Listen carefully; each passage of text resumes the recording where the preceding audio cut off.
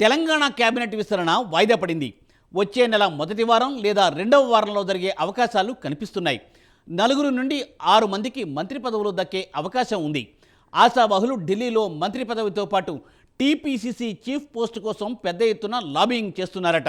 అయితే విశ్వసనీయ వర్గాల సమాచారం పార్టీ హైకమాండ్ మంత్రివర్గ విస్తరణను ఒక్కటేసారి కాకుండా దశల వారీగా చేయాలనే ఆలోచనలో ఉన్నట్లు చెబుతున్నారు.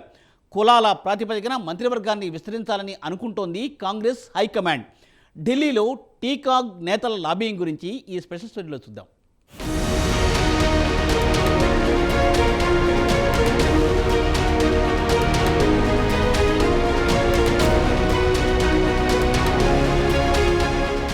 గత కొన్ని రోజుల నుంచి తెలంగాణ కేబినెట్ విస్తరణ గురించి పెద్ద ఎత్తున ఊహాగానాలు చెలరేగాయి. దీంతో పాటు తెలంగాణ పీసీసీ చీఫ్ ఎంపిక కూడా ఉంటుందన్న ఊహాగానాలు అటు ఢిల్లీతో పాటు ఇటు హైదరాబాద్లో పెద్ద ఎత్తున చక్కర్లు కొట్టాయి. పీసీసీ చీఫ్గా గురువారంతో రేవంత్ రెడ్డి 3 సంవత్సరాల పదవీకాలం పూర్తయింది. ఆయన స్థానంలో మహేష్ కుమార్ గౌడ్ పేరు ఖరారైందన్న వార్తలు గుప్పుమన్నాయి. తీరా చూస్తే పార్టీ అధిష్టాన వర్గం నుంచి ఇంకా గ్రీన్ సిగ్నల్ లభించినట్లు లేదు. కాగా ఢిల్లీలో గురువారం రాత్రి కాంగ్రెస్ పార్టీ కీలక సమావేశం జరిగింది. ఈ సమావేశానికి ముఖ్యమంత్రి రేవంత్ రెడ్డి, డిప్యూటీ సీఎం మల్లు భట్టి విక్రమార్క హాజరయ్యారు. ఈ సమావేశంలో పార్టీ అధిష్టానం కేబినెట్ విస్తరణకు అనుమతించింది. 4 లేదా 6 మందిని వచ్చే నెల మొదటి వారంలో తీసుకోవడానికి అంగీకరించిందని తెలిసింది.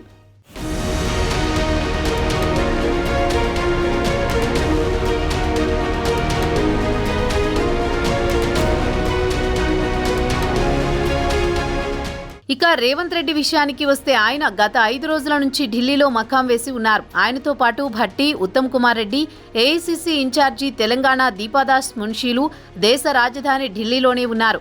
వీరంతా ఏఐసీసీ జనరల్ సెక్రటరీ కేసీ వేణుగోపాల్ను ఆయన ఇంట్లో గురువారం రాత్రి భేటీ అయ్యారు. ఈ సమావేశంలో ప్రధాన ఎజెండా మాత్రం కేబినెట్ విస్తరణతో పాటు కొత్త టీపీసీసీ చీఫ్ ఎంపిక గురించి చర్చించారు. అయితే విశ్వసనీయ వర్గాల సమాచారం ప్రకారం హైకమాండ్ మొత్తం 6 మంత్రి పదవులను ఏకకాలంలో భర్తీ చేయకుండా దశల వారీగా నింపాలని చూస్తున్నట్టు చెబుతున్నారు. కనీసం 4 లేదా 5 మందిని కుల ప్రాతిపదికన మంత్రి పదవులు ఇవ్వాలన్న ఆలోచనలో పార్టీ హైకమాండ్ ఉందని కాంగ్రెస్కు చెందిన సీనియర్ నాయకుడు చెప్పారు.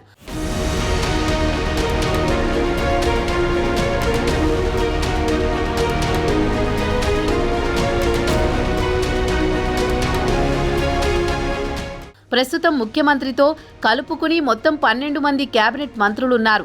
గరిష్టంగా ఈ సంఖ్య 18 దాటరాదు. అయితే హైకమాండ్ 2 రెడ్లు, 1 వెలమ, 1 బీసీ ముదిరాజ్ కులానికి చెందిన వారికి అవకాశం కల్పించాలని ఆలోచనలో ఉన్నట్టు చెబుతున్నారు. అలాగే కొత్త కేబినెట్లో నిజామాబాద్, ఆదిలాబాద్ జిల్లాల నుంచి మంత్రివర్గంలో ప్రాతినిధ్యం ఇవ్వాలనే ఆలోచనలో ఉన్నట్లు తెలుస్తోంది. అలాగే మాజీ మంత్రి బోధన ఎమ్మెల్సీ పి సుదర్శన్ రెడ్డికి, మంచిర్యాల ఎమ్మెల్యే ప్రేమ్ సాగర్ రావు, వెలమ కులానికి చెందిన వారికి మంత్రివర్గంలో చోటు దక్కే అవకాశం కనిపిస్తోంది.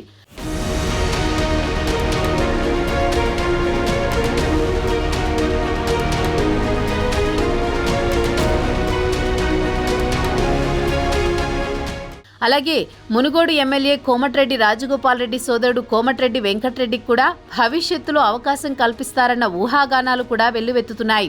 అలాగే మక్తల్ నుంచి మొదటిసారి ఎంపికైన ఎమ్మెల్యే వాకిటి శ్రీహరి ముదిరాజ్కు కూడా కేబినెట్లో ఛాన్స్ దక్కే అవకాశం ఉందన్న టాక్ వినిపిస్తోంది. కాగా పార్టీ భవిష్యత్తులో మరో 2 వేకెన్సీలను మున్నూరు కాపు ముస్లింలకు అవకాశం ఇవ్వాలనే ఆలోచనలో ఉన్నట్టు చెబుతున్నారు. వీరితో పాటు మల్రెడ్డి రంగారెడ్డి, టి రామ్మోహన్ రెడ్డి, ఎల్లారెడ్డి ఎమ్మెల్యే మదన్ మోహన్ రావు, వెలమ కులానికి చెందిన ఆయనకు కూడా ఛాన్స్ ఉందని ఢిల్లీ నుంచి వార్తలందుతున్నాయి.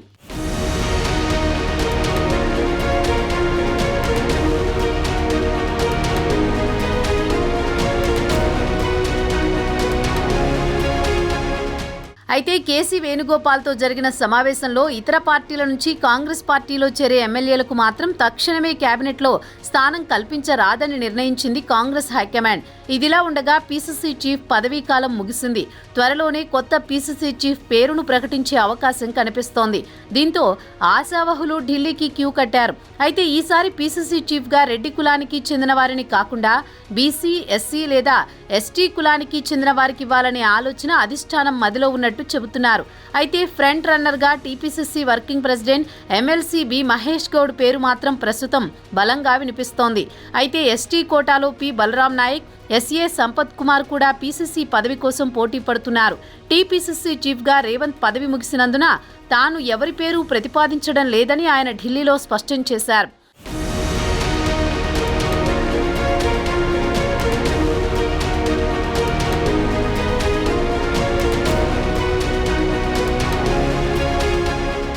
కొత్త పీసీసీ చీఫ్తో పాటు మంత్రివర్గ విస్తరణపై మరో వారం రోజుల పాటు వేచి చూస్తే కానీ సస్పెన్షన్ వీడే అవకాశం కనిపించడం లేదు. అప్పటి వరకు ఆశావహుల్లో టెన్షన్ తప్పదు మరి.